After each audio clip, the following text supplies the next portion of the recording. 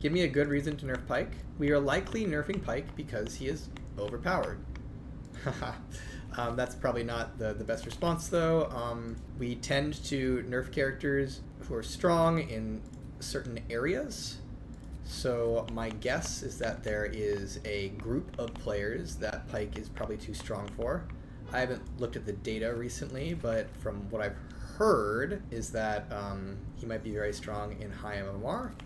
So if we were to like quickly look at Pyke has one of the higher win rates for supports, which is especially something to consider given he is generally a character who chills below 50. Another thing is his ban rate is quite high at the moment. It's another thing where you'd expect to some degree.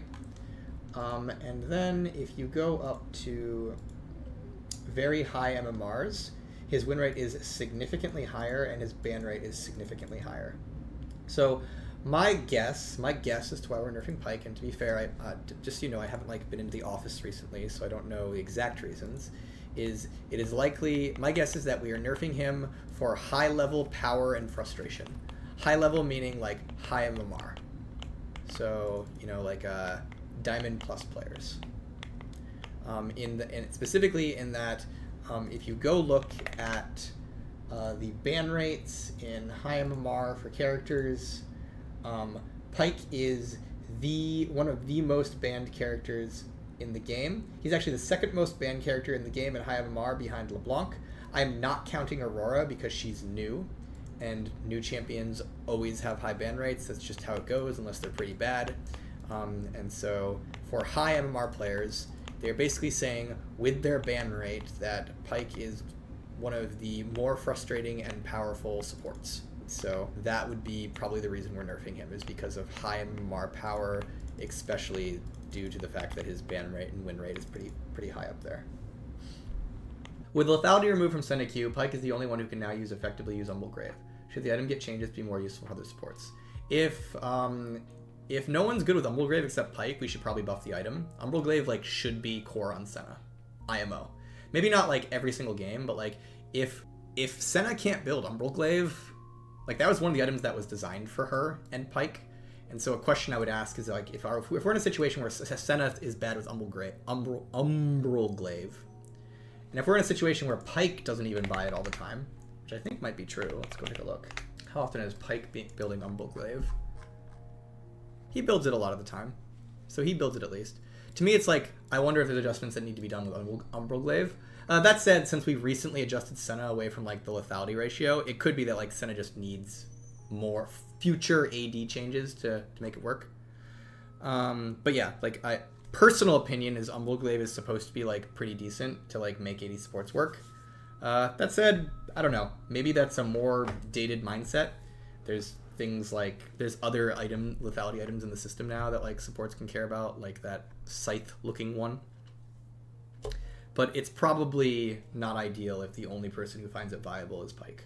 That said, I don't think it's in a good spot if like assassins mid and jungle are buying it most games. I think as an option that's fine, but yeah. So I would my take on Umbral Glaive, if it needed to be adjusted, would be make it cheaper. I don't think we're supposed to buff its ward killing. There's an amount of ward killing on that item that makes it kind of scary. But if it needed to be buffed for supports, I think the way to make it good for supports is making it cheap. Making it just like an easy pickup for AD supports. And then, you know, making sure it has the stat tax. Because right now, Umbral Grave is 2,600, which is very expensive for a support player. Like, this item should, in my opinion, probably be a lot cheaper. And I think that is the kind of thing that makes it good on a character like Senna, because it'd be like, oh, here's my cheap AD lethality spike in lane. And then the cost of that, of course, is it'll have less stats, which means, you know, characters like Zed are going to like it a lot less. That item used to be 2,300, was kind of OP. But like, what is OP, right?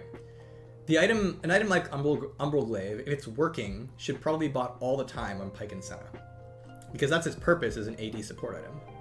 And so if it's working, you're going to be seeing it all the time on the AD supports, because it's the only thing in the system that exists, right? It's kind of like how if Nashor's Tooth is good, it will be bought first every single game by Kale.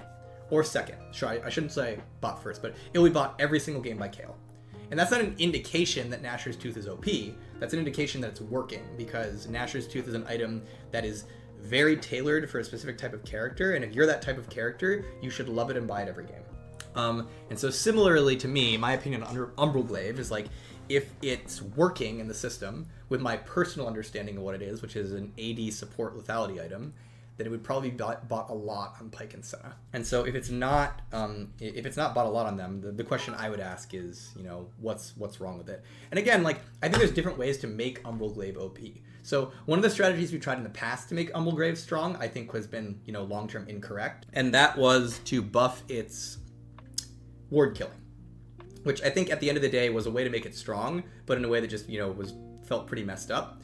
Whereas like there's other ways we can make it stronger. Again, my thought is, what if it was cheaper? If it's cheaper, then you don't just instantly kill all the wards on the map, but you can get it faster, things like that. Wasn't it bought on jungler fighters when it was 2300? I mean, it can be, but it all depends on the power balance of the item, right? So you can imagine a version of Umbral Glaive that's very good as a support spike, but you know, if the power of the item is in the cost, then that means some of the power is drained out of its stats, which means that, like, you know, if you're buying it as a jungler, you're gonna have less stats. Some of the power can be drained out of like things like the cooldown on the ward destruction, like, I mean, that should be higher, things like that. And so there's a point where Umbral Glaive is, and we've seen this many times in the past, where Umbral Glaive has been good on supports and not as good on mids or junglers. Like, there's ways to get it there. The other thing I like about support, since we're talking about it, is, and this is why support exists and why it's hard to get rid of it even if we wanted to, is League of Legends is a multiplicative game where the more gold you put on one person, the better. It doesn't make sense to split gold between two people if you could put it on one. And there's only 4 sources of income in the game, the 3 lanes in the jungle. And so one of the things I like about support is that it creates a duo lane. And I think having a duo lane in League of Legends is really, really good and cool and fun and enjoyable and makes the game better when you're playing with some other human. So I like that a duo lane exists. And the hard part about making a duo lane without a support, the question would be is, how would you make 2 characters lean together, both be carries, when there's one flow of income in that lane? And, like, you know, there's a lot of potential solutions. It's like bot lane, magically the minions always split their gold, right? Like there's some solutions you can do down there. But like the challenge, if we remove support and said, okay, there's another high income character that goes here, is like, where is that income coming from? How does it express itself? How does it play out? There's a lot of things to think about.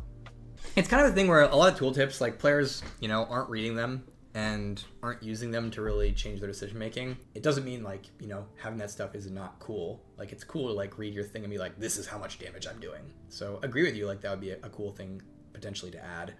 One of the things that we do have to care about with tooltips, though, and this is really, really important, especially on long tooltips, is every line of a tooltip is an increased % chance that someone trying to read it will turn their brain off. And so it's very important that when you're designing a tooltip, you make it as short as possible, especially if it's long, to ensure that a higher percentage of people actually manage to get through it and read it. And so one of the things we often do with tooltips is remove unimportant information to make the tooltip shorter and thus more reasonable. Sorry, not reasonable, readable. I don't know if that's the case for AugustUwU, but it's just kind of a thing where sometimes it's worth removing a nice piece of information if it's not important and not gameplay impacting, to ensure that, like, the really important and gameplay impacting stuff comes to the top and, you know, people read it and get through it. It's kind of the ideas there.